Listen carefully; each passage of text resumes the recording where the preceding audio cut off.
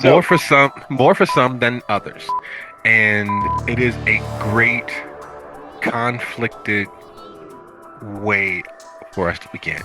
Because for those of you who did not realize, for those of you in the back, for those of you who, unlike myself, are not wholly 100% thankful for your time, your effort, and energies, this is, without a shadow of a doubt, the Dark of Bethany.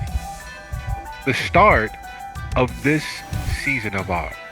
This five-part chronicle that we are attempting to suss out the details, explore and experience the moments in between. And tonight's episode is entitled Old Warrants and New Questions. When we last left the coterie, there were several heavier, pendulously large factors hanging over the coterie's head. Be they willingly or unwillingly involved, the coterie received not one, but two heinously, graphically gruesome deaths of their members. The coterie received the slings and arrows that come from making deals, agreements, arrangements with powers infernal. The coterie watched as their last knowledgeably aware best hope escaped into the night for the second time.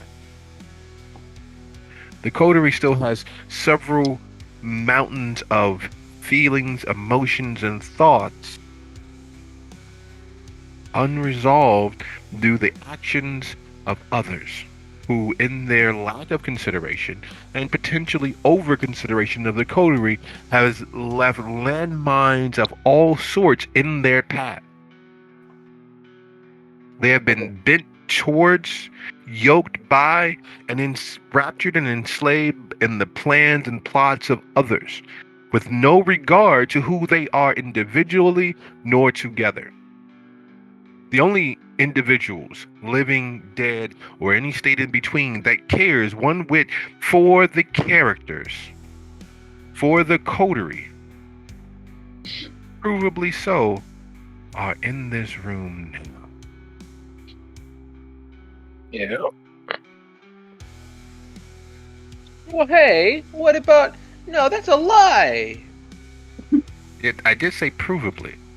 I know he does. I know he cares for me. But have you proven it? Can you Yes, prove it? Okay, yes. The power excellent. of my belief is all the proof that I need.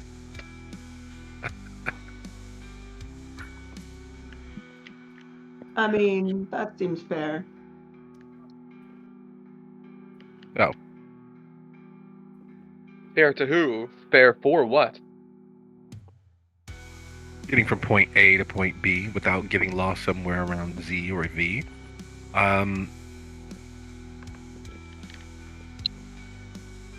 Emotionally, the pace is set. Emotionally, the backdrop has rolled out. The curtains have risen. The lights are dimmed, and the orchestra is in full throated play. Physically, where the coterie actually is, another matter entirely. Normally, we'd begin with a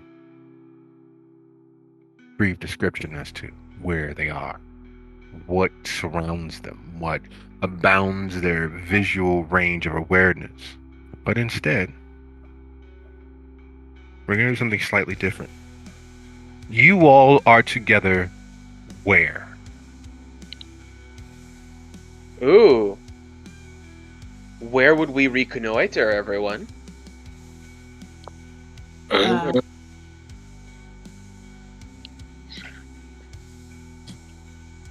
Let's make it simple. My haven on the college, or a location of your choosing.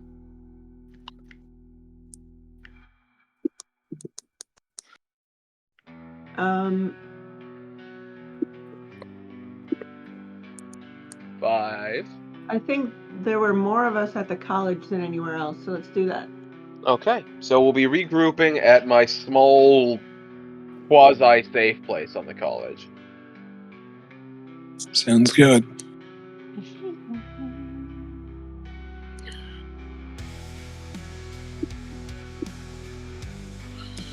Yeah, sounds about right.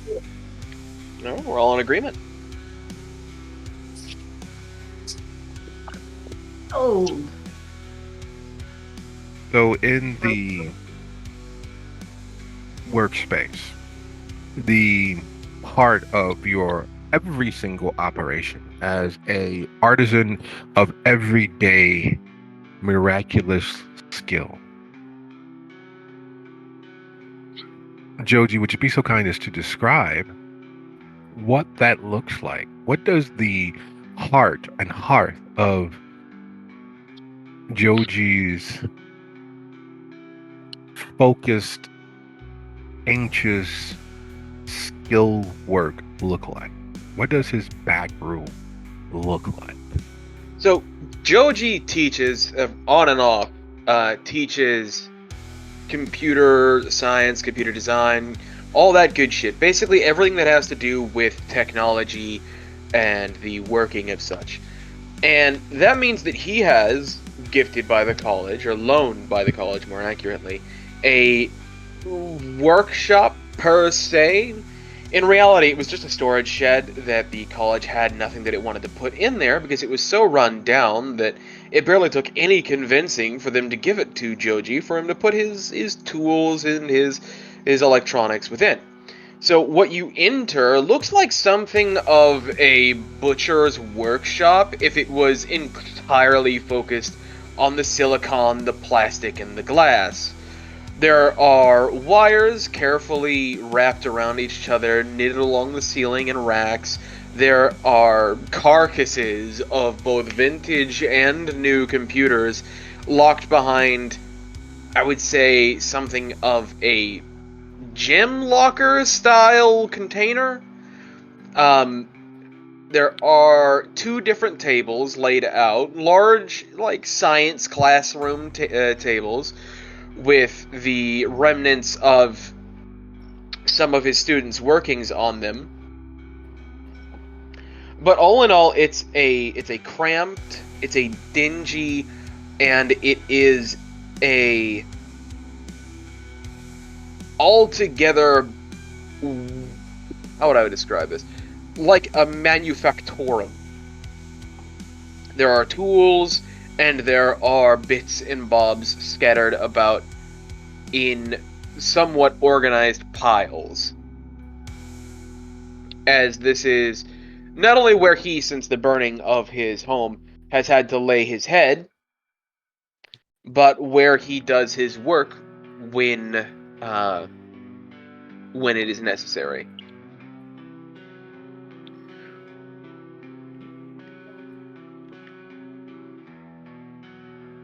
He just walks in, flicks the light on.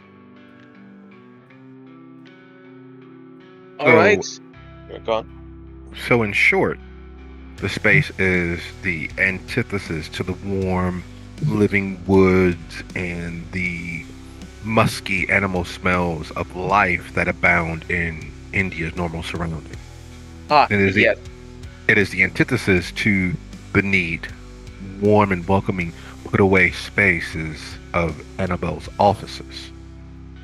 It is the reflection, though less life involved, to Lita's studies. It's not rich, it's not sumptuous. There aren't huge mounds of research papers and poems and notes, journals, and there's not any of the sumptuous fabrics hanging and tapestries abounding. In short, this is a space that is unlike any and every other member of the coterie's welcoming spaces.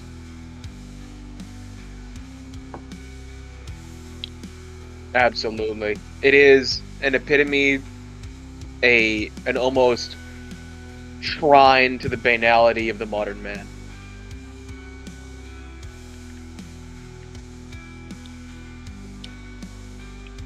Well, this is cozy. Thank you. Nice. Yeah, actually, over there we were working on one of the original prototypes for the computer. He shows this entirely alien-looking thing to those unaccustomed to antique technologies. It was actually going along really well. We just had to get a lot of cathodes. Mhm. You had to get a lot of what? Cathodes. It's like what works behind the TV screen to make it work. The tubes? Yeah, the tubes. There you go.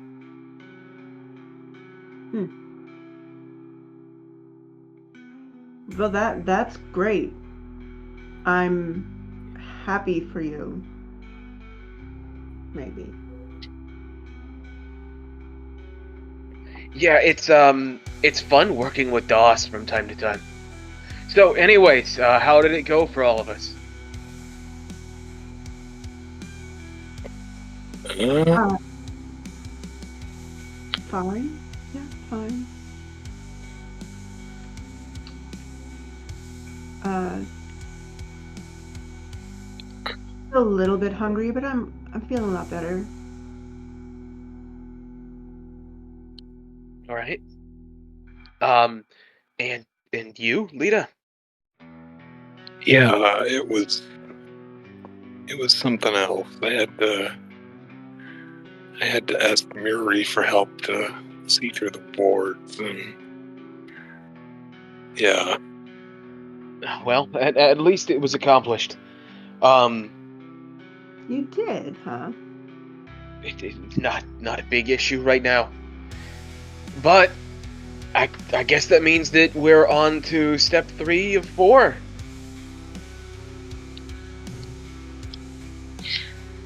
huh? Okay, awesome. Does anyone have an idea of when there'll be like a big thing out here next? I'm not exactly a social butterfly.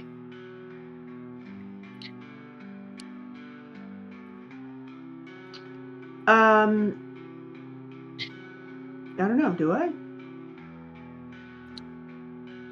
Here's a thing that you all need to be mechanically aware of. Because every existing member of the coterie has in fact agreed to Mirrorree's deal, you all will receive one automatic success on top of whatever you roll, so long as it aligns with Mirrorree's goal. Oh, fun. And each of your hunger when rolled is one die higher. Not what you're actually suffering under, but in regards to when a roll is necessary, it will be one hunger higher in regards to the dice you replace. Hot. Nice. That's gonna be fun. Yeah, that's woo. The reason why that is of any note at this point, when all of you all are here in this space together, hours, days, nights, a week later, there is a warmth, there is a glow, a sweltering bit of specialness that has been slowly creeping up on each of you. Your proximity to each other in this space, your consolidation of Mirrorree's might here in the physical plane, is causing a physiological response in each of you all. You're warmer to your own touch. Those of you who fidget with fingernails and picking invisible specks and motes of fabric from your attire. Those of you who are rubbing your hands or absently moving a lock of hair from the eye, or just maybe even doing that little nervous, like you're cold or cooler rubbing of the forearm, you realize that your skin, your dead, unroused, unblushed skin is warm to your touch. Not scalding like you have a fever, but you're dead for God's sake. Some of you have been dead for decades. Some of you long enough dead don't quite honestly remember what it was like when you did not force your vitae to move. They can have warmth in your skin, yet the palms of your hands are warmer. Your skin is warmer. You feel very, very close. 98.6 degrees, 98.2 degrees, 98.5 degrees. You feel, for lack of a better word, as if you have not only blushed and roused, but have been properly fed. As if you've been glutting yourself on the blood of the living, and you're just overfilled with so much vitae that is beginning to affect you physiologically. Bueno. Or, well, somewhat bueno.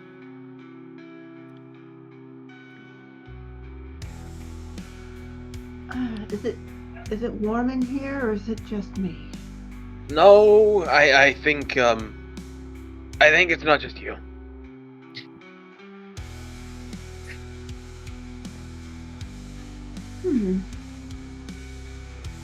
I feel kind of good. I haven't felt it in a while. How about you? Me? Mm-hmm. A little rough under the collar, but beyond that, I'm doing fine. Actually, finer than I should be given the situation.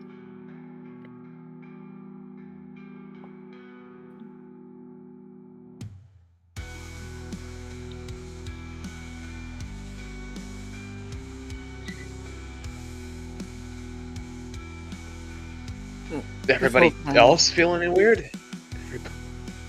India has kind of been really quiet. Kind of like a bull in a china shop. She's really anxious, kind of keeping herself very tightly contained as to not knock over anything or touch anything, or just space just has her slightly off kilter. It's very much not her normal. It's very much like I said, opposite of what she is. So this is kind of like looking around and keeping herself very contained.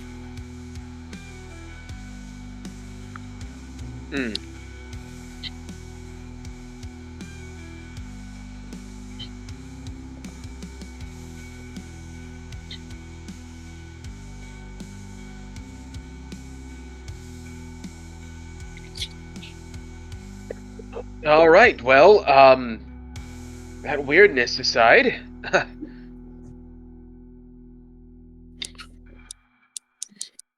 he just kind of watches her trying her damnedest not to break any of his things and stifle something of a chuckle. Yeah, I don't necessarily know what any of this. He gestures towards himself and obviously towards the weird sensation they've all been experiencing means for us, but I don't think that we should let it distract us too much from what we've got going on. I mean, my thoughts on that, I know we're skipping away from it, but before we do so, whatever Mirrorree is probably something that's nefarious, demonic, something. And where do demons live? Or where are they supposedly from? The hell? Uh-huh.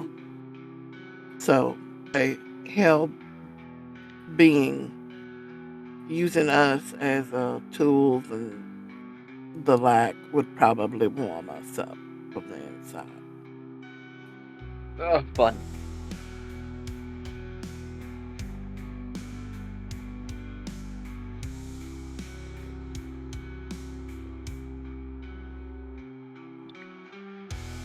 So you think that we are warmer because of hell?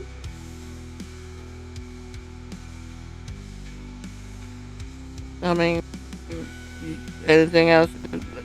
Look how much you'd have to drink normally to get this sort of temperature, and we just have it. I Have mean, it any of definitely you is drank weird. like this? I mean, I ain't killed nobody recently. It definitely is very distracting, but I don't know. The idea of myself being drawn closer to hell is just a little strange. Honestly, we're kindred. We basically are going to hell anyway. If there's an afterlife. I didn't think so. I've been a pretty good guy. Have you? Yeah, at least I thought. You haven't killed anyone? Well, no, I mean, I've definitely killed people. Yeah.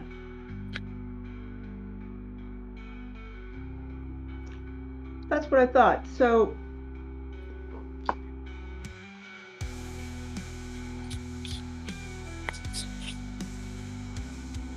but you didn't mean it. No, I mean, it Yeah. wasn't. Alright, it'd be a lie to say that it wasn't on purpose. I'm not stupid enough to believe that. But, it certainly wasn't something that I wanted. At least I wouldn't want in any given situation. You'd like that to be true. Yeah, You'd like to believe that that was the case. You'd bet money that somewhere, some small micrometer of you, that is 100% true and accurate. Somewhere in you, you hope, you believe. The truth of the matter is, each and every last one of you enjoy drinking down the fullness of your victim. Each of you struggle with that each time the opportunity arises and presents itself to you. Because yes, your moral, ethical compunctions trained into you by a devout Western Christian idea states that you are above the animals, that you are given dominion over the animals, and you're not bound by the same laws of the jungle. And yet, in your darker moments, looking into your own eyes, looking into the depths of your reflection, a larger part of you very vociferously tells you that's not true. You'd simply walk into the sun. Or, in your escape of pain, you'd simply bury yourself in the grave and forget. Yet each night you persist. Yet each night you cling to your facsimile of existence with everything in you. Fear of what comes next, of oblivion, of crossing over and staying over, is such a fear-inducing thing that as you tell yourself that you don't mean to, as you tell yourself that life has to mean something, the ghost, the specter,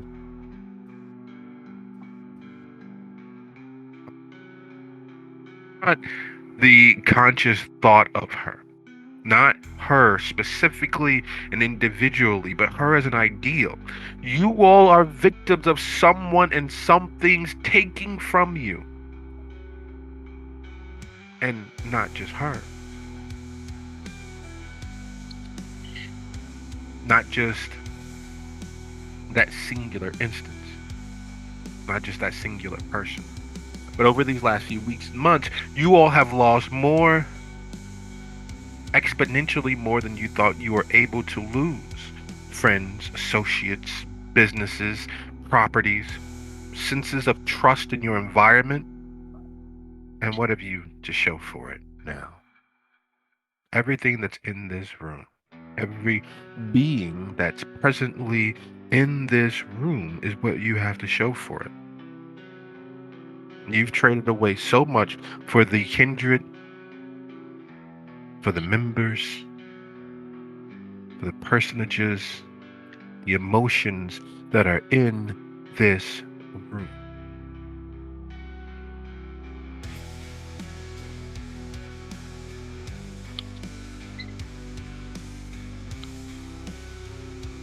And that's a lot. Four of you all have shared things that have made lifelong, multi-decade friendships and lives and families joined at the hip. You all have shared things that have caused everlasting repercussions to brave, hardy men and women of the armed forces. Swear everything on one another. You all have shared moments together that you have not shared with anyone or anything ever. Not the closeness or the connection. You can fake that. You can buy that. You can rent that. That's part of it. The truth of the matter is you've all shared life, death, and every flavor in between in a matter of weeks and months. You all have put your lives and your immortalities on the line for one another time and time again. Part of that, a more definitively, definably provable part of that was taken from you by some other individuals.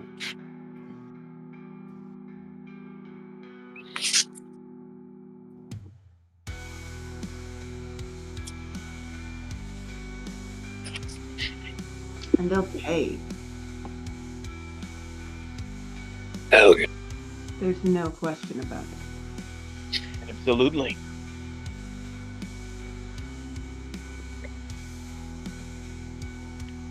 The only question is how soon and how painfully. If I'm being completely honest, I don't. I just want it to be over quick. We can do everything quick. The rest What? of us. Okay, I got you.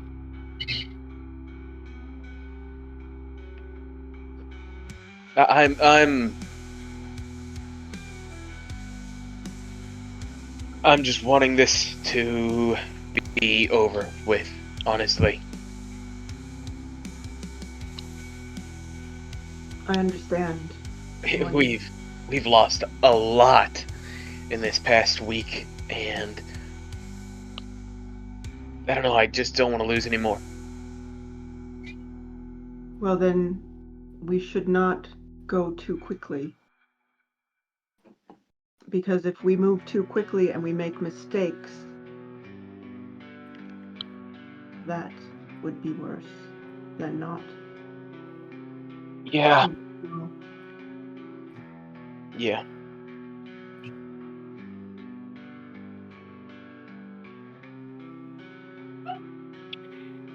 Yeah, I can agree with you there.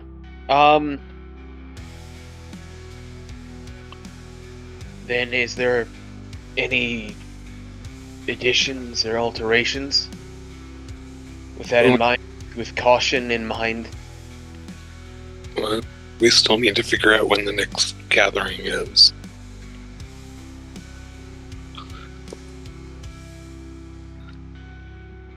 Yes, we do.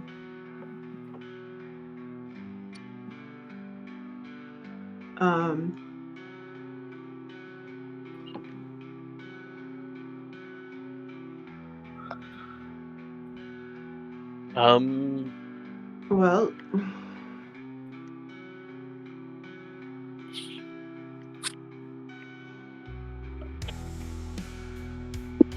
just kind of nods as if like, okay. All right, so we think, unfortunately, our contact with the Tremere is unavailable. Okay, yeah, but that sucks.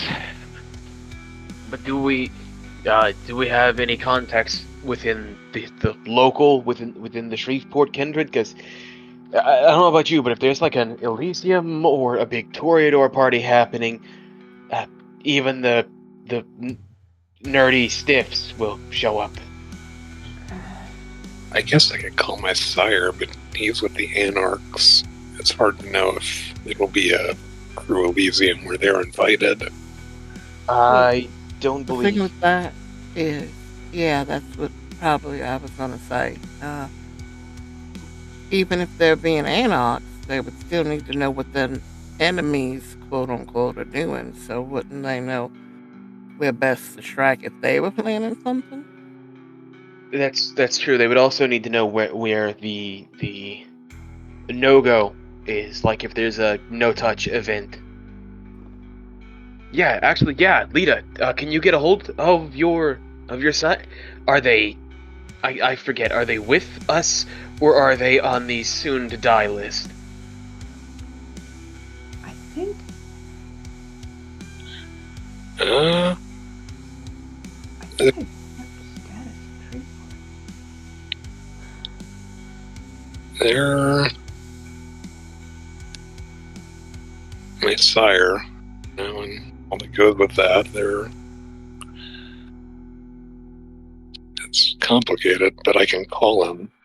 He'll probably take my call. Okay, and just ask about when the next big like hullabaloo in Shreveport's gonna be, and we can move from there. Yeah, that'll give us a nice stepping stone. I mean, far as they're aware, we still working on the plan and orders they gave us. So why wouldn't they think anything different? Yeah, yeah. As far as they're okay, that's good. That is true. I think they were kind of in favor of us taking a hit on the Anarchs.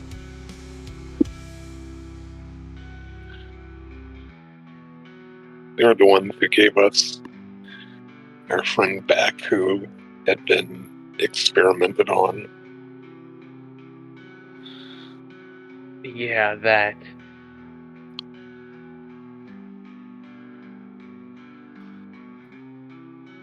I'm still mad about that.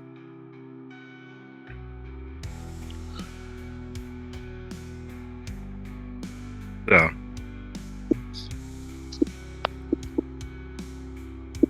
a caveat, an aphorism, a best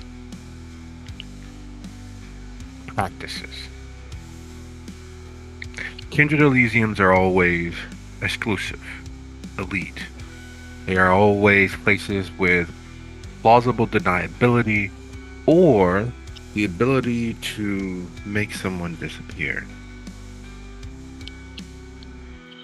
In the instances where they are not in out of the way ramshackle shacks and properties, plantation houses and cattle ranches in the middle of nowhere, they are always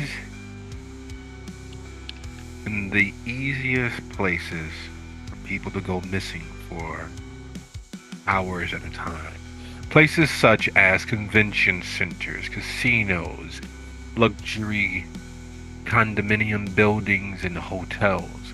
Always places where tourists may flow in and be lost for a while. No one thinks anything of it because there are enough attractions and enough places and enough distractions that, well, if you need to mind wipe someone, or put it less politely, mind fuck someone, you have all the privacy that you need for a few hours. At And least. Yep. and as The doctor, Annabelle, has managed to worm her way into being recognized by the width and breadth of the Shreveport Kindred. Places that are always amenable to such things. There's the Boomtown Casino and Hotel right there off of the Red River. And then there's the Bailey's on the west side of the river, just shy of 12 Mile Bayou. Both of which are across the river in Bossier City and in the downtown riverfront area.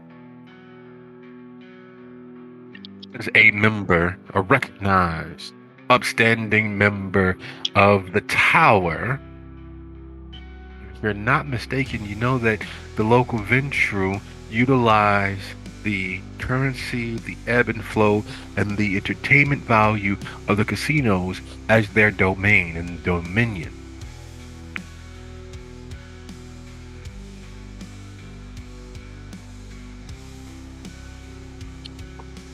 What did you come on?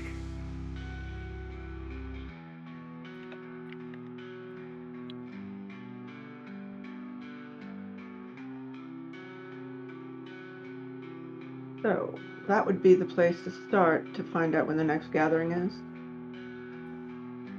I mean, yeah, no, we can head out there. Yeah. Awesome. Okay. Yeah. Let's get moving.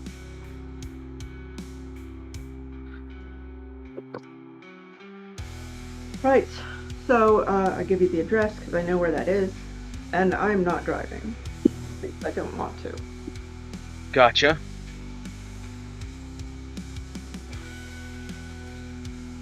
And I prefer that Joji not drive also, because the police like to pull over speeders. I can drive. Beautiful, thank you. Awesome. Yeah. I'm glad that we have another driver. I love you, Joji, but there are things that I prefer you not do.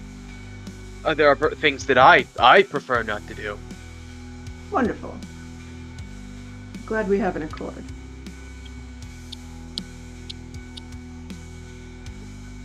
So, like, Annabelle gets in the car and she starts, like, playing with this parchment and quill that she got from Mirrorree, trying to figure out what it is as we drive along, or what it does. Heck yeah.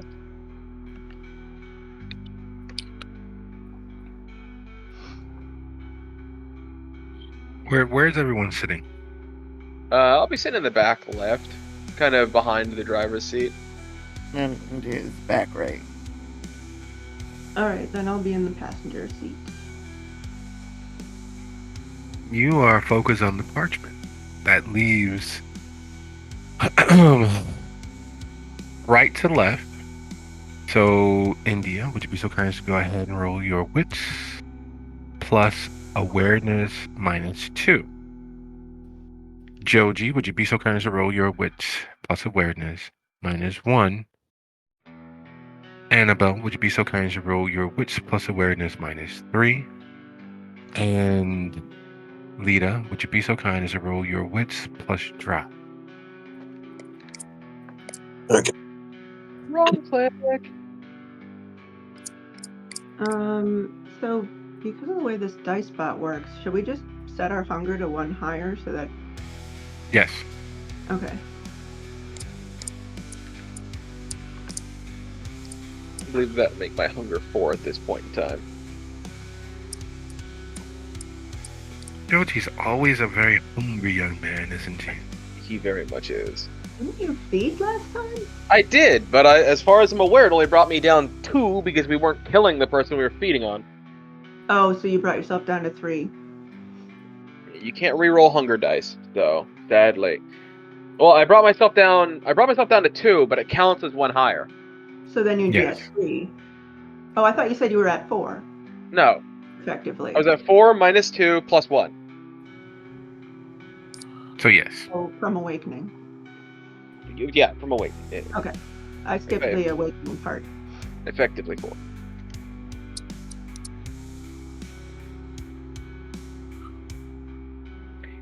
One of the most perceptive people in this fucking place, but goddamn does that hunger just eat at you. Uh-huh. Doesn't it? Don't forget you get a +1 success. Oh yeah, so 2. I'm wits plus awareness -1. Is that what I'm supposed to do? Yes, you are -3. Remember, you're working on this scroll. I'm You're at -3. Oh. Yeah. You are analyzing and dissecting and attempting to. What is the point? Why would this?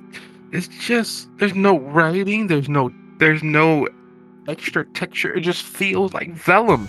Why would they? Why is it? Why is like I know that initially the scrolls were used to keep family lives, then they were used to keep track of stock and commodities, then they were used to keep track of money, and they were used to keep track of the tales that we passed down to make sure that the empires maintained themselves through lore and legend. Why was I just given a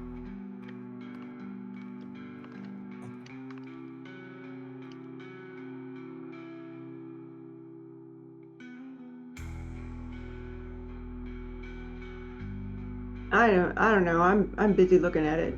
I have no idea. Lita? Sorry, I was trying to find my hunger. So my hunger was 3, and I used my 2 herd, so it should have been 1, which makes it now 2 because I didn't get hungry on awakening. Hunger math, man. This is hard. No.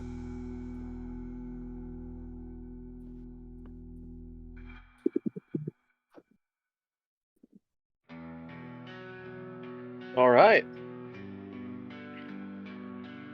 So, not very many successes across the board, save for our lovely. And who gets a nice 4. Yeah. So, Joji, it's a lovely drive. Taking hundreds of thousands of lifetimes that you will never get back. The traffic in Shreveport is surprisingly just fast enough to be slow. There are cars and trucks and SUVs and hundreds of thousands of lives that you are passing, and each one dribbling along the highway. Each one moseying. They might as well be riding horses. Who does the absolute bare minimum speed limit? It is a suggestion, unless of course there are police present, and there aren't any police present, so why is everyone barely getting 1 horsepower out of their engine? That is something that I deal with in reality, let alone in VTM. Yeah.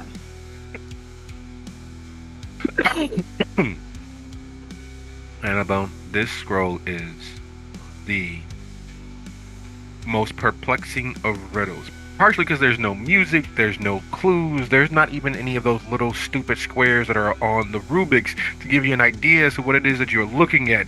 It feels lovely. Vellum is 100% a great textural feel.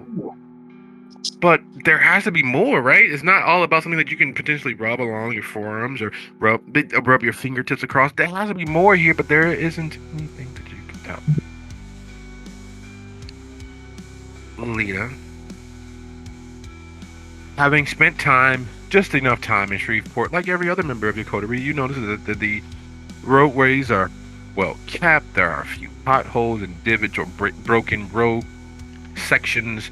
There's lots of ebb and flow, and more flow than ebb, which is always a good thing, except for here that ebb is consistently far too much. There's too many people, too many police, too many contractors' vans easing up alongside your driver's side, motorcycles passing on your right. You're moving with the flow of traffic, but it feels like the walls are closing in.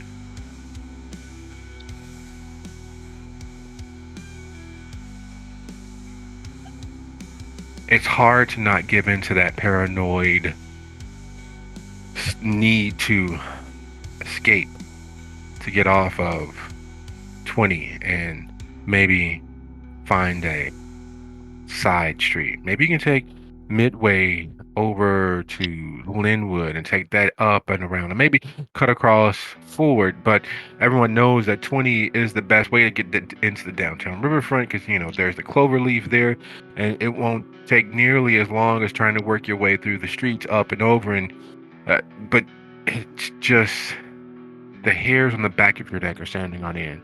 The motorcycles passing on your right are passing too close and too often. There shouldn't be that large of a riding club, a motorcycle club in this area moving into the downtown area. That makes no sense. Most of them are riding out to the wilds of, well, Bethany, or to the wilds of anywhere and everywhere save the downtown Shreveport area. It's like, if you're gonna do crime, don't do it while you're doing other crime, and that very much is doing crime. No one's supposed to be passing on the right, let alone that many motorcycles wearing their cuts, wearing their battle vests, sing along on the right hand side while you're being boxed in on the left. India. There are two things you know, three things for certain. At this hour of the evening, there's no fucking way that anybody that isn't in the downtown area would be heading into the downtown area unless, of course, they have something to do. As far as you're aware, there's not much going on at either of the casinos and hotels and theaters down there. Nice. As far as you remember, everything that's happening in Shreveport right now, while normally it happens along the waterfront, you are very, very sure that most of the college students are over at Cross Lake. You are very, very sure that most of the happenings are at the Louisiana State Exhibit Museum, down at Betty Virginia Park, down at the Norton Art Gallery. In other words, most places that are not downtown. Most people aren't on 20, let alone so many large nondescript SUVs and contractor vans with in-state license plates. These aren't tourists boxing you in. These are natives and locals. These are individuals who know several other ways around the congestion building on the expressway. You have roughly 2 exits before you'll be locked in on the 20. 2 exits where everything will bottleneck as you make your way across several different clover leaves that you can't get off of the 20 on. From how many action movies with your brother what happens when you are in a bottleneck with this many people that shouldn't be here.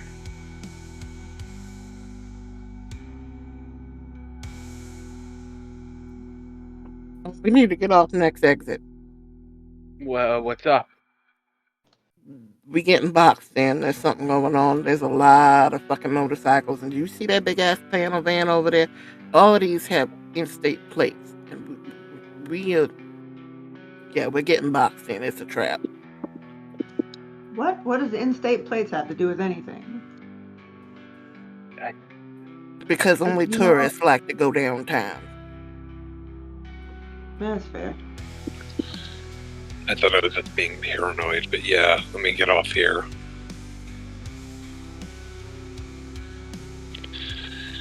Do I recognize any of the bikers? Like, do they look like the Hutchins? Oh my god, no, please. Actually, that was my thought too, but at the same time. You are absolutely 100% correct. Oh, for these fucking Hutchins. Who decided to take an entire family as enemies? Look, oh no, it made a lot of sense. I think I'm enemies with him too, a little bit. One of them. Just a little bit. It is exactly the unexpected, over the top, bold maneuver that they would in fact do. Who would expect there to be actual modern day highwaymen, especially in such a metropolitan area? Who would expect that someone would pull not a great train robbery, a great expressway robbery? Because once you are boxed in, where are you gonna go?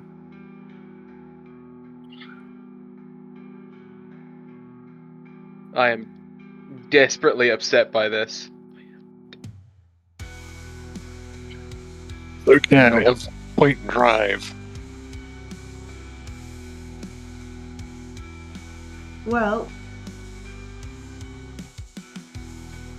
let's see. Can we fuck with them? That would be fun. But, like, how? You do Like, I can make the one in front hallucinate.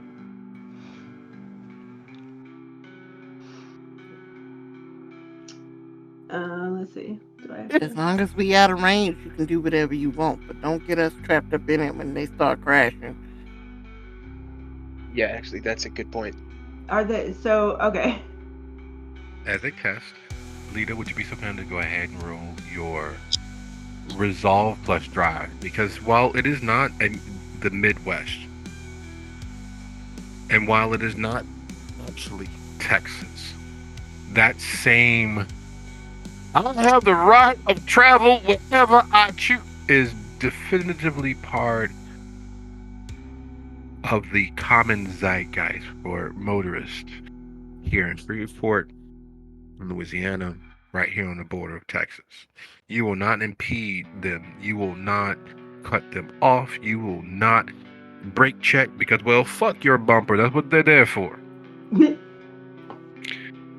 Making your maneuver to escape the growing, stagnating congestion as the first of its kind, the bold initiative to rob the entire expressway in one fell swoop is not something that most people are accustomed to. It in fact is a stroke of absolute brilliance. It is also extraordinarily dangerous when stand your ground means whatever step you are standing on in this corner of the world. 70% of the population carries openly. The other 30% carries secretly. And while the Hutchinsons are hoping for a little excitement, they're not as expecting of a vociferous response as they are determined and destined to receive. Because there is the idea of defensive driving and the idea of offensive driving, but here in this corner of the world, it is get the fuck out of the way.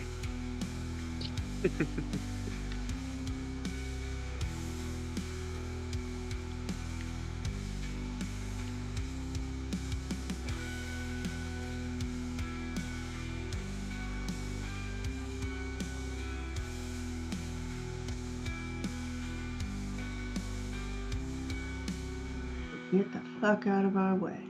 Move, bitch. Get out the way. Get out the way, bitch.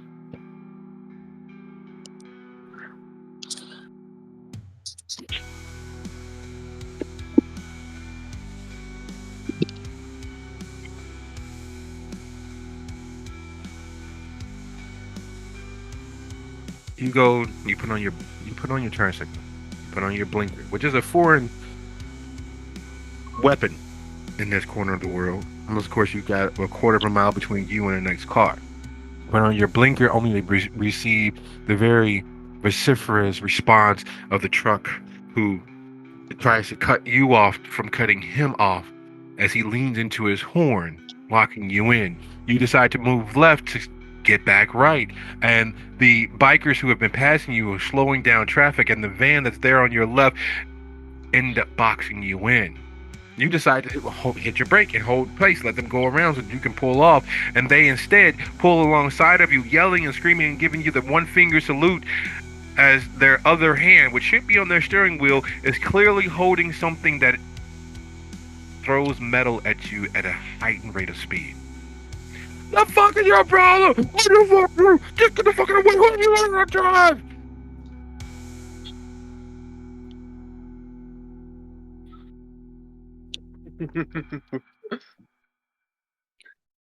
Yeah. They sure do. So before they can shoot anybody, I tell everybody in the car, I'm gonna make it look like the cops are showing up. It's not real. Ignore it. All right, you guys are not affected by this. Okay, then why the warning? Because I'm gonna make it look like. Just a minute. And she like focuses, and she has like, you know, like from the side of the highway where they have those little like turnarounds. Like all of a sudden there's like the cop car coming out, the lights are flashing, and let's see if it works. While she's doing that, India, why don't you take a pot shot at their tires, see if you can get us some room. So they will have -2 dice on their next action, and whoever.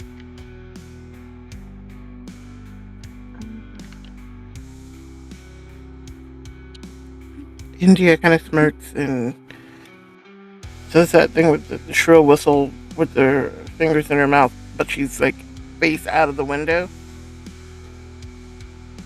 And to get, I guess, the driver's attention. And goes, "Hey, mine's bigger," and shows them her gun.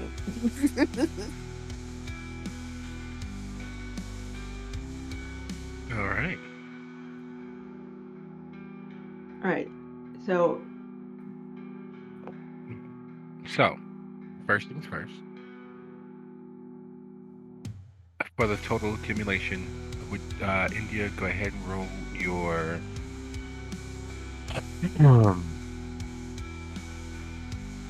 manipulation and intimidation, or charisma plus firearms when you have the opportunity, so that we have the total accumulation of successes.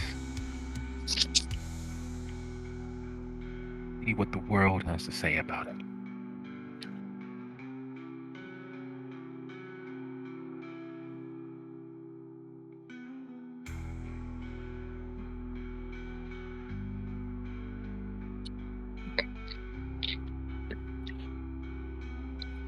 Am I still at a negative something, or is this normal?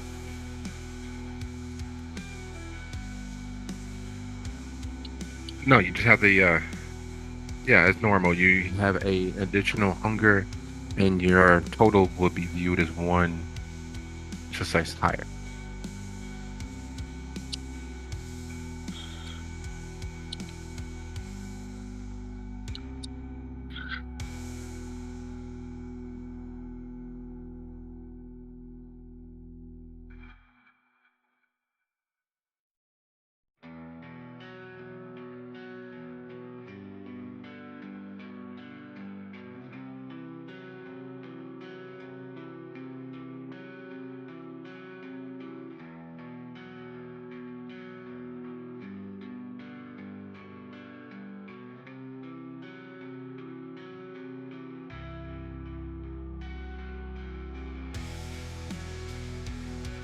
Well, now.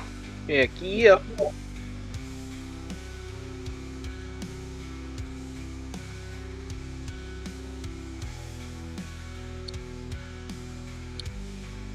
Females charisma firearms.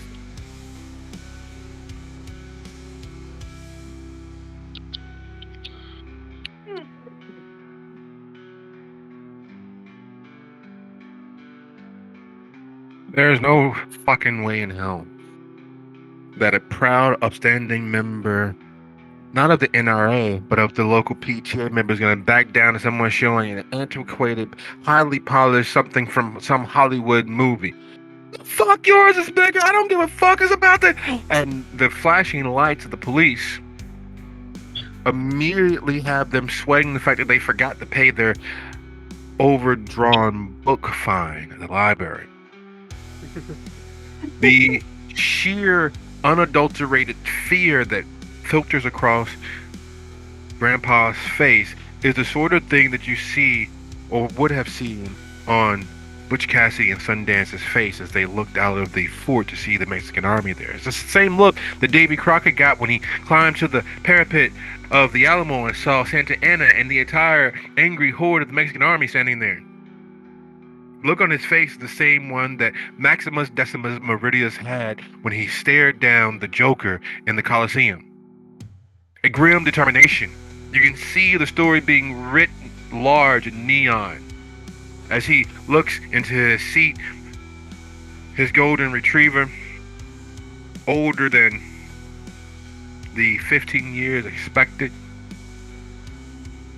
You can hear him whispering his prayer to Crom. You've all seen this portion of the movie before. You realize what's going to happen. And as he is not the only person carrying, half a gram of fentanyl lace cannabis, he is not the only one to respond as absolutely poorly as you would expect to the presence of police. What the fuck? The fuzz is here, boys. Beat it! Or worse, there is nowhere to go. There's a bottleneck happening. The Hutchinsons are staging their grand masterwork. Because who in their right mind would expect to be robbed, not carjacked, robbed on the expressway? Who in their right mind would expect an actual highwayman in today's age? In the flashing blue and red of the police, you can hear the swelling of the soundtrack.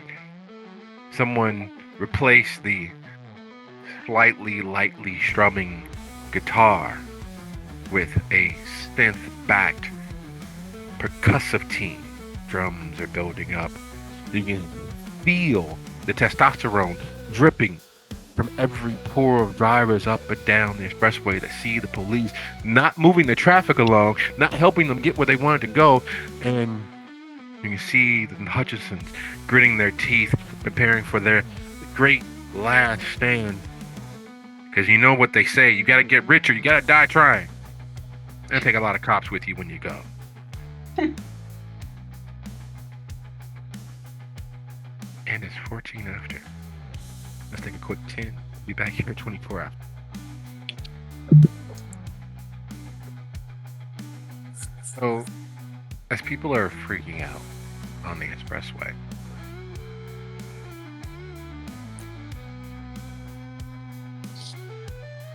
as the driver who is keeping you all from making the right necessary to get to the off-ramp is preparing to jump the Grand Canyon as if they are the cross-dressed version of Thelma and Louise. What is it that you four are attempting, knowing that not only is shit about to hit the fan, it was about to charge through all of the blades, the impellers of that said fan, gum up the motor and cause it to implode? Oh. Our vehicle? Sorry, I may have misheard you there. Are we about to No, I think he means the van next to us. They're about to panic. We need to be able to get to the right to get off the freeway. then with the panic that's happening around us, it's going to make it really difficult. Oh, okay. Oh, sorry. Oh, I got scared there for a second.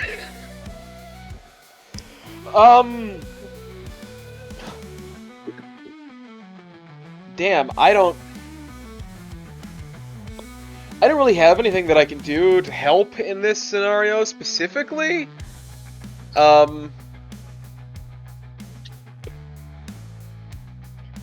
Yeah, I think I'll just brace for impact because we may have to. I'm not the driver, so I can't really help in this scenario. Why not? You can push Lita's foot forward that she has no choice but to smash the gas. That's so right.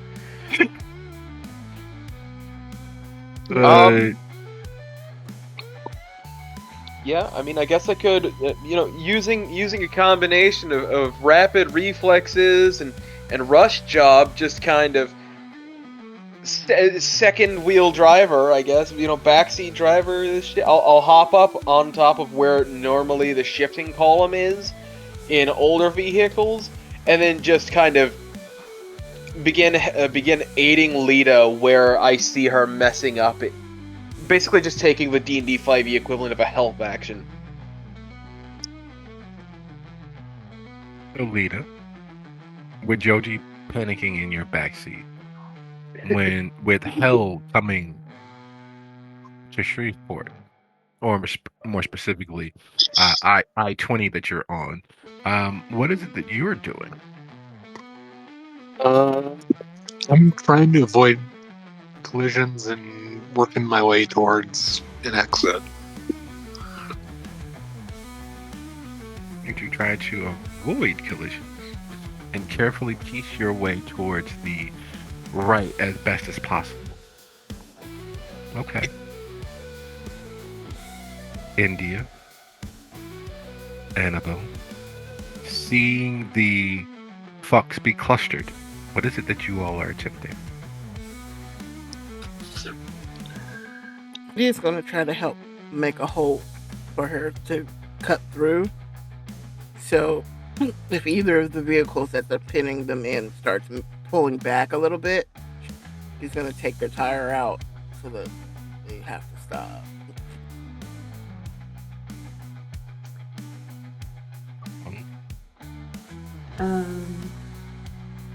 I think I might have to be focusing on the illusion. Focus? What's that? We don't need that.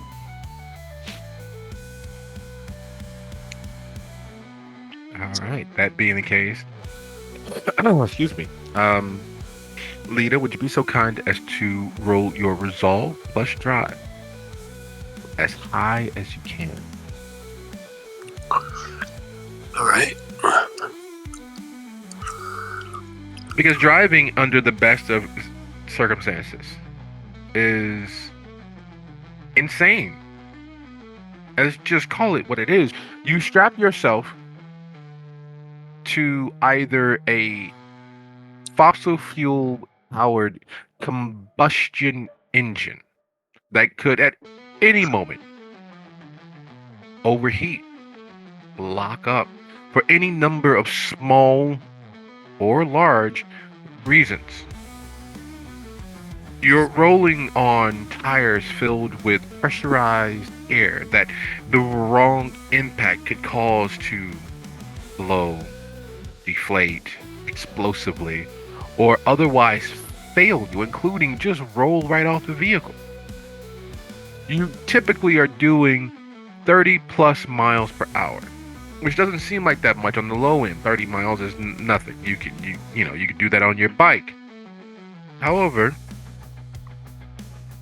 every additional mile above that increases the opportunity of a catastrophic collision causing mortal injuries. You need several multiples of yards for a safe braking distance. You need clear lines of sight so that you don't merge into or through vehicles to the left or right of you. You at any point, at any time, especially with more modern vehicles, could have a catastrophic electronic failure while moving at speed. It is absolutely 100% foolhardy and impossibly dangerous to drive along the American pathways, the highways, the roadways. It's insane. And the only thing that make it worse is that the electronic vehicles, those who are not designed with a combustion engine, could catch fire. They could overheat catastrophically. You could be at any point in that electronic vehicle with the engine literally burning itself into slag, causing a fire that even the fire department can't put out. And not to belabor the point, but as Kindred, fire bad. It is a nerve-wracking thing to realize that these idiots, these adult-minded simpletons who are disregarding of their own well-being and safety are even more disregarding in regards to your continued existence.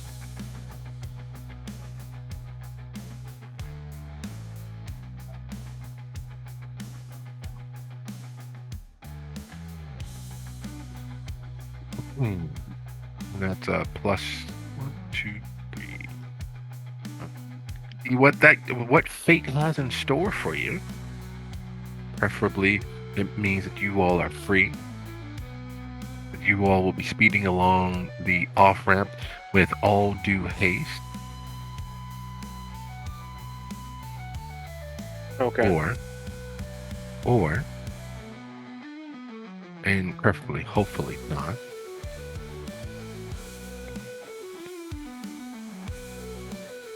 you all will unfortunately meet a very sudden potential end here on the expressway. Oh. That's always a good alternative. Yeah, things might go all right, or You're oh yeah, we had a 3. you are not sure where the first external gunshot came from. But like opening a bag of chips at a party of smokers, once the seal has been broken in this live free or die corner of the state, in this it is my God-given right to bear as many arms as I have arms, and then plus more. In this corner of the state, where their sovereign independence as sworn and given to them by the founding fathers of this nation, declare they believe in standing their ground. They believe in even the law enforcement, the tin-plated sheriffs can ever infringe on my... And that first shot, that first external shot, because you all see India leaning out of the car as if she's a modern version of Annie Oakley, making shots that shouldn't hit their targets. Because there's a skill. Everyone's watched a movie or a TV show or read a book where we just shoot out the tires.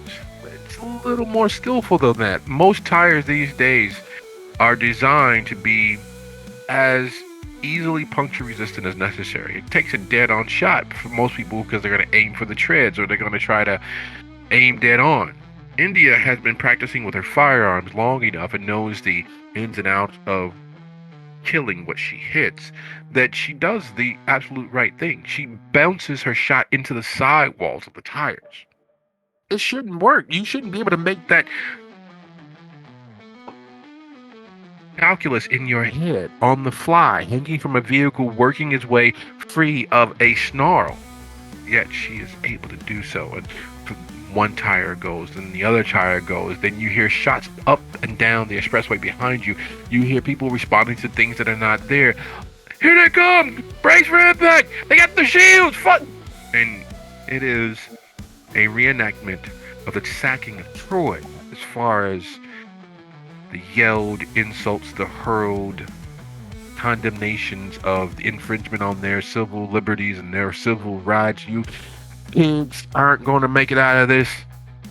And various other passionately held beliefs. Still don't know where that first gunshot came from. That first external gunshot, you're not sure exactly where it came from. But once it came, the others soon followed. As you all bounce off guardrail and down along the off-ramp, it sounds like Beirut in 1983, 1984. It sounds like the taking of the Congo or Sierra Leone or Eritrea. It sounds like any number of theaters of violence around the world that have occurred and still occur on a nightly basis. It sounds like a siege. And what you all have going for you, what you immortal monsters of the night have in your favor, is the fact that it is happening in your rear view. It is happening behind you. You all have successfully evaded and escaped the inane, asinine trap of the Hutchins. Oh, fuck those guys. Fuck those guys, indeed. Annabelle is not built for being in a firefight, so she's just crouching down over that so you can just barely see over the seat, and trying to hide.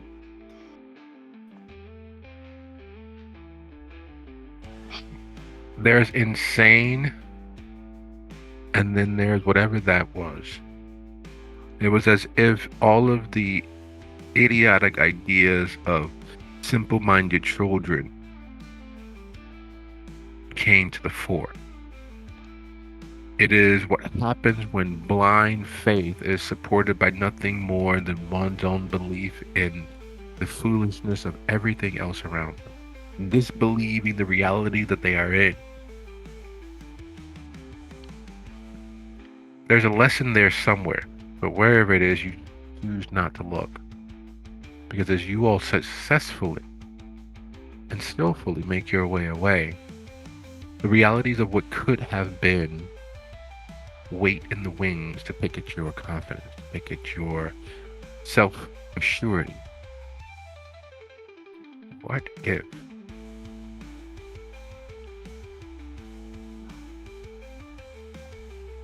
Yeah. That could have gone really bad. Thank you for getting us out of there. Whispers Leda, kind of patting her on the shoulder as he flops back into his seat. Yeah, that was a little tense. That was a lot tense.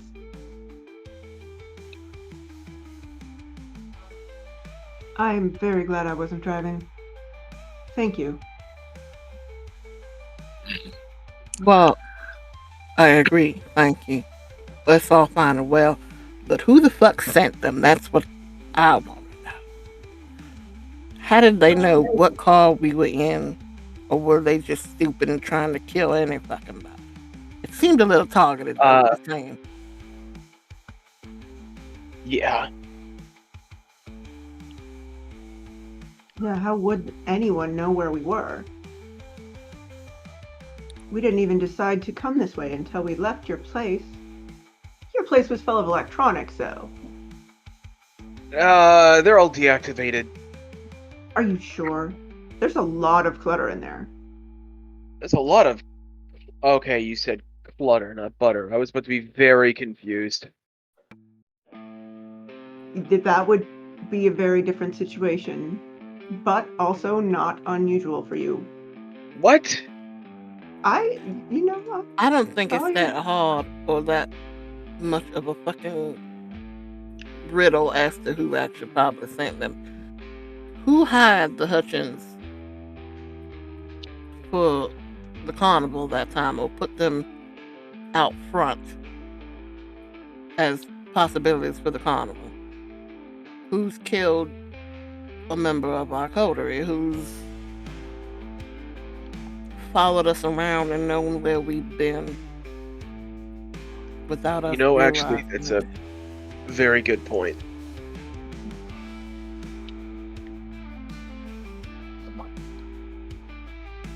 Oh, God. And you know what? I am all for killing them. I'm not gonna lie. They are on my list. Near the top. Yeah. I always kind of assumed, nature would just take care of it in its own time. Nature never takes care of anything that you actually want to happen. But if we're just to clarify, we are talking about killing Miguel, right? I think so. Okay, I hope so. I wasn't around when they were hired for the carnival. But I assume you're right. Because The thing is, I don't think any. Sorry, I got a little bit jumpy. I don't think I might be misremembering it, but I'm not sure any particular kindred was responsible for the hiring of the. Anybody hear anything different? I thought that was just a mortal affair. I thought that the carnival guys hired them. I did as well.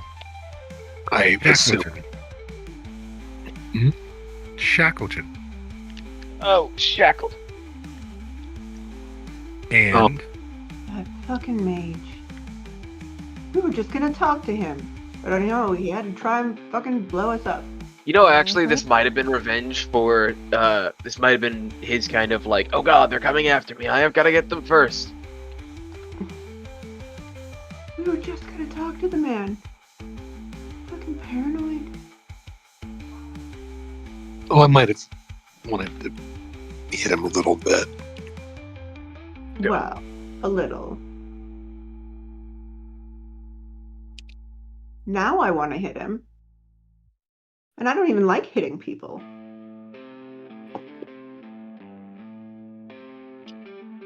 I wouldn't want to be here. Does anyone have a wit of 3 or higher? I do. Nope. Not me.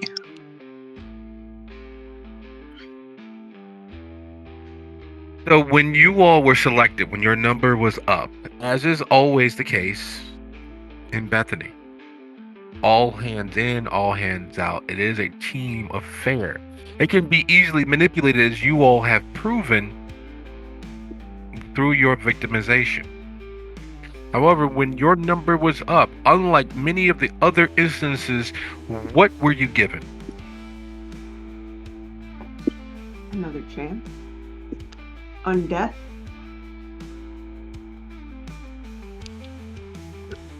Actually, yeah, that's it. So, I'm pretty sure you can ghoul somebody without robbing them of their thing. And this is OOC. But I think it would take an occult roll from us to figure out whether or not turning him would completely invalidate his wizardly powers.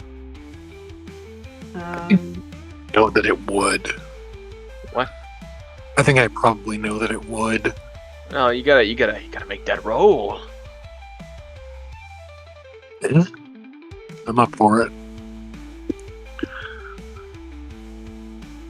I have a bit of a cult, but not about wizards. I started learning about demons for some reason. Well, demons are more fun. You got more to play with there.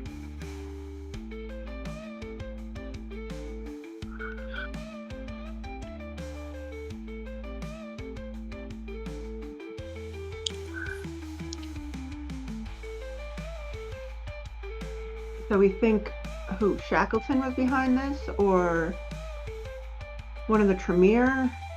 Well, the Shackleton, more appropriately, because he hired them for the carnival, so he's got a line of communication with them. It could have just been the Hutchins Oh, being stupid on their own. actually, and he begins fishing around in his pocket. Does he still have that thing? Oh, Yep. that stone thing? Yeah, this thing. Yep. I mean, should I just throw it out the window? But you're not. No. In fact, we should use it as a trap. Can't it hear us? I don't know, can it? I'm pretty sure it can only. I don't know how this works. I thought it worked like a radio. It only hears us whenever we want it to, like we tell it to. You know, that kind of direct it to thing. Unless, of course, I'm just completely fucking wrong. In which case, you know, whatever. You're not. That was the way that you were told it would work.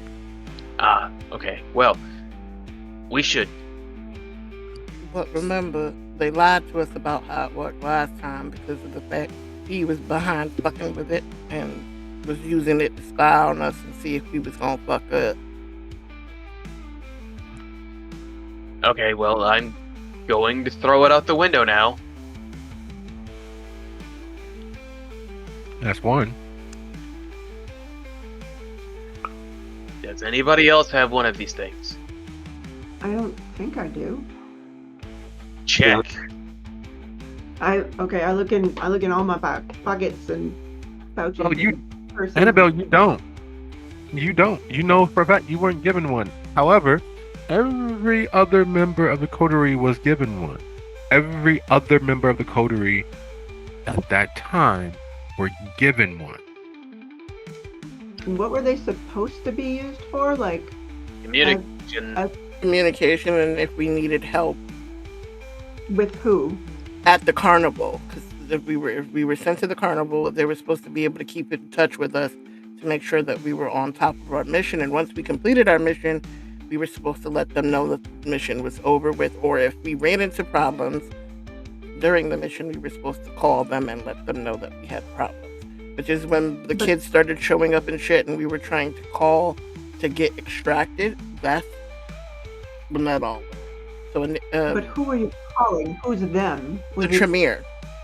Tremere. Yeah, it was, I'm pretty sure, somebody who I thought was dead, but I guess I was wrong. Johnny Boy, Jonathan Connor, one of the, I believe he's the attaché to the region.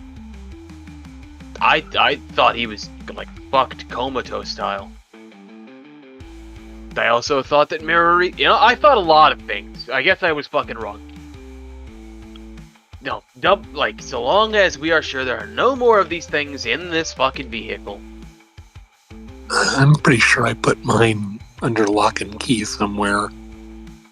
I don't remember why India would have kept carrying it afterward, but if I'm gonna still have her check her pockets and get rid of them. Yeah. And then just as the last one flies out the window, just... Okay! What? Suddenly, the actual police show up for littering. Okay, now we have to check literally every nook and cranny of this fucking vehicle at this point. Why? Why would you check every nook and cranny? Matty only passed by the vehicle once when she didn't tell you your home was set for immediate conflagration. Matty only spent a couple of minutes by the vehicles watching you all in advance. Matty only walked by the driver's side once. Okay. Alright, he checks in like the little side slot of the driver's side door. Checks underneath. Huh?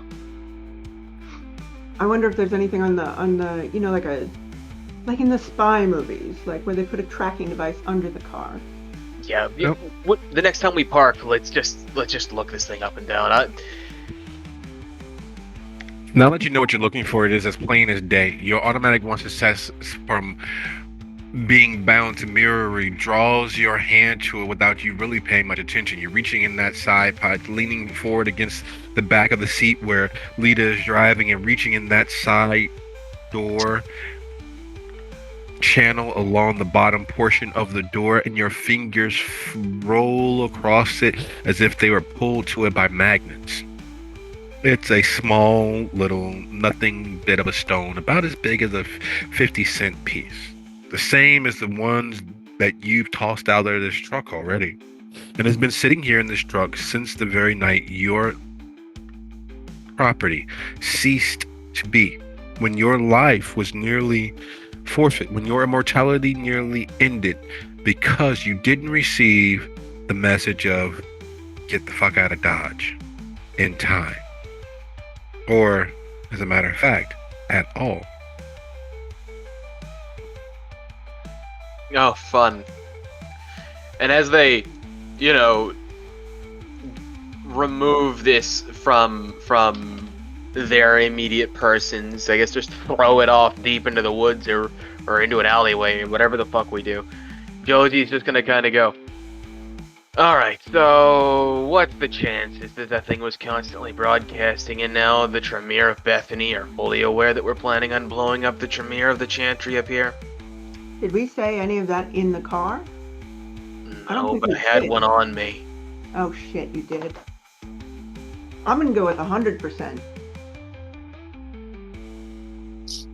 I mean, somebody would have had to have been paying attention to it. I mean, even interns usually don't get jobs that suck that much.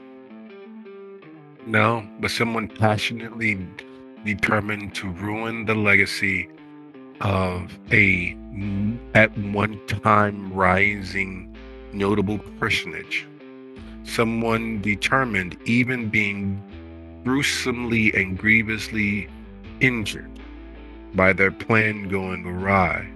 Someone who, at this very moment as you all make your way towards the casino, sits back steepling their fingers, intuiting and guessing why the broadcast ended. Some distant cousin to the Hutchinsons, who from the very first moment of entering into your present day lives has had but one intention, and that is to destroy you all, either your reputations or your personages, to highlight your failures and your shortcomings.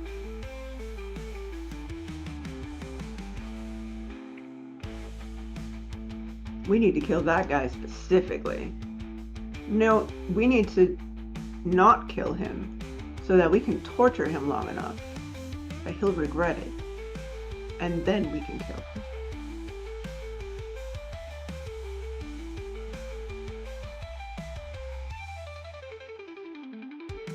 Alright, yeah, no, fuck it. We're just going to exterminate all of the Tremere at this point. Sans, any friends that we have, like, you guys can point out which ones you don't want dead. Oh, fuck. And as you say that, and as you say that, as you finalize, in with all due vociferousness, your meaning to end them all, you all look northeast of where you all are along Texas Street, and you see Valley Shreveport rising up out of the darkness of Shreveport's evening ahead of you. A temple to entertainment, excess. Normally a place where no venture worth their name outside of Vegas and Atlantic City would be found. The center of the venture of Shreveport's power and authority, a sign of how quickly money is made and lives are changed. You have arrived at your destination, and as you all consider whether you're going to valet or you're going to pull into the right there at the 274 Millam Street parking? Or are you going to use the parking just down Clyde Font Memorial Parkway as you decide on what you're going to do with your vehicle and how you're going to make your way in and find someone or someone who might be able to assist you in making connections with the venture. Back in Bethany, Jonathan has finally realized the gig may be up. No more free intelligence, no more free information to counter and plan against you all. His willingness to bring down a major path of travel, his willingness to overextend himself because he knew that bold moves all but guarantee success. It is time for the boldest maneuver of all. Crossing a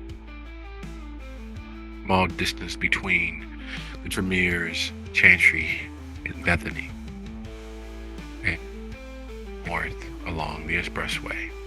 Far faster than he should, but luckily in Bethany, the law enforcement are pretty much owned by the Kindred. Heading towards Wascom,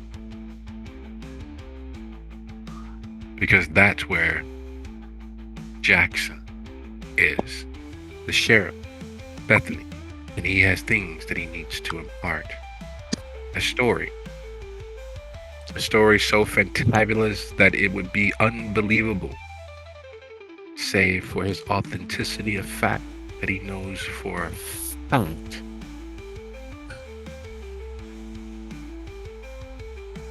That all of the members of the coterie are infernalists, making deals and agreement with demons.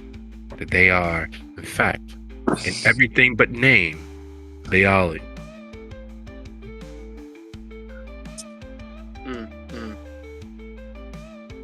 This is what I get for making a non-combat, quote-unquote, intelligent character. Really, the only answer to every situation is kill everyone at this point. Well, anyway, let's just get our show on the road. I thought he was done with us after Matty. I guess he is still on our ass. But we've got bigger problems, and we might as well figure out... Fuck every goddamn plan I make. As he just loses his composure for a moment and brings it back. Okay. So, do we continue with what we're doing? Or do we do something else? Do we go and find him now? I don't think we can continue with our plan to blow up the Chantry because he knows, and he Okay, will tell okay. them. So do we go and find him now? Yes. Or Alright. do you find allies? Or do we find ally? That is literally right there in front of you. And Bethany is almost an hour behind you. Yeah. I mean, the worst case scenario that I'm seeing is they know and they're ready for us. And, well, God, depends on how long he's been listening. If he's been listening since the very, very beginning, then that explains a lot of these fucking annoyances. There was a period of time when he was probably prevented with the candles. The one that blocked even Mirrorree, and now with Mirrorree's candles. It specifically blocks Barrett, as far as I'm aware. Though I don't know the specifics of it. Let's just keep hoofing it. We can figure this out, I guess, as the Tetris pieces come down the track. For now, let's go have a conversation and see what we can do, because obviously what we were intending on doing just got thrown out the fucking window. But we do know the Tremere have been making moves.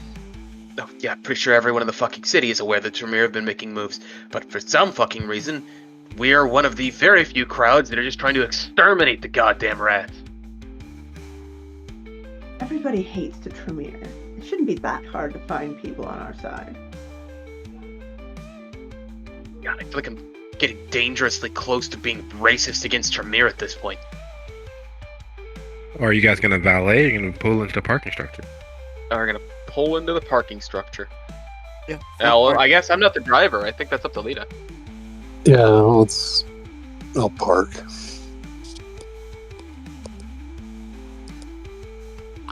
Now, before we leave the vehicle, does anyone have anything they can do to the vehicle to protect the vehicle? I would hate to turn the key on and get Mattied.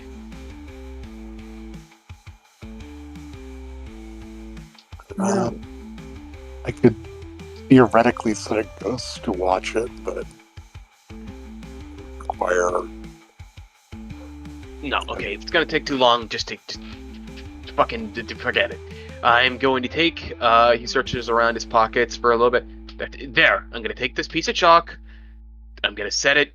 He opens the door, sets it there, set it right there, really gentle-like. If they close the door, it'll slam the chalk, and there'll be powder everywhere, and we'll know that somebody's been in the vehicle. All right. So we need to check the outside, but we should theoretically know that the inside is. Yeah, as far as I'm aware, they've got it. I can do this to the hood as well if we want. I don't know how the fuck car bombs. At least there are a billion different ways to do a car bomb. I'll just check it when we get back. Fuck it, I don't care. Move. I'm sorry, I'm really losing my patience right now. Not with you guys. Not with you guys. I'm just pissed. As am I. So what are we going to actually ask for? Well, who wants to get the Tremere out of the fucking city, I guess. And as you guys are walking toward the casino, as you all are leaving the vehicle, there's a member of the valet team approaching you all, looking from his phone towards you four. Short guy, about 5'4". Looks like he is in his first year of high school, but it's clear from the mustache and the slightly less blemished skin that he's considerably older than that. The jacket he's wearing, of course, is ill-suited to his height and his weight, so it's baggy in places where it should be draping across the shoulders, and it's tight in places where there should be some give and some room.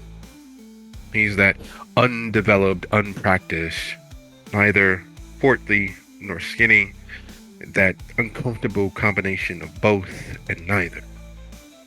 And he's carrying what looks like a brown lunch bag in his hand. As in his right, he's clearly looking at his screen and looking at you all, looking at the screen and looking at you all. And he stops in front of you. What